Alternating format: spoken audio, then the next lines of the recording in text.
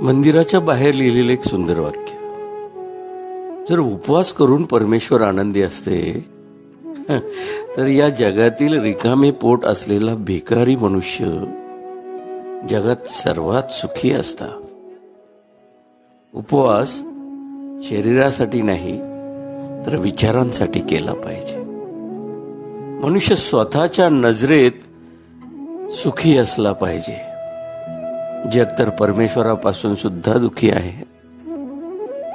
मित्र हो, चिमण्या जिवंत असताना कीटक खातात आणि याच चिमण्या जेव्हा मृत्यू पावतात तेव्हा हेच कीटक त्यांना खातात. म्हणून एका गोष्टीवर लक्ष ठेवलं पाहिजे की वेळ आणि परिस्थिती केव्हाही बदलू शकते. त्यामुळं कधीही कुणाचाही अपमान करू नका.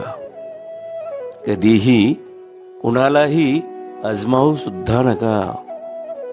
तुम्ही शक्तिशाली असालही, परंतु वेळ मात्र तुमच्यापेक्षाही शक्तिशाली असते.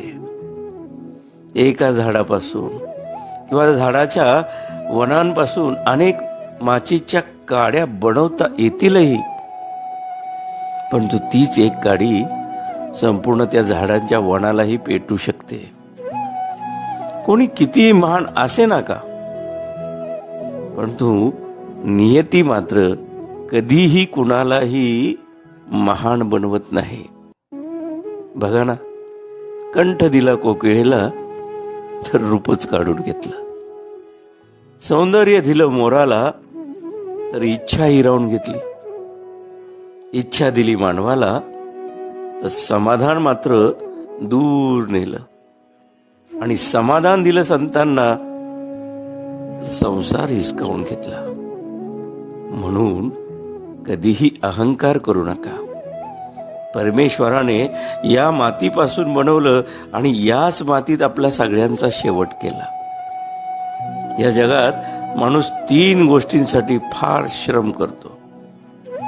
पहिली गोष्ट, माझं नाव मोठं व्हावं, माझा पोशाख चांगला असावा आणि माझं घर सुंदर असावं.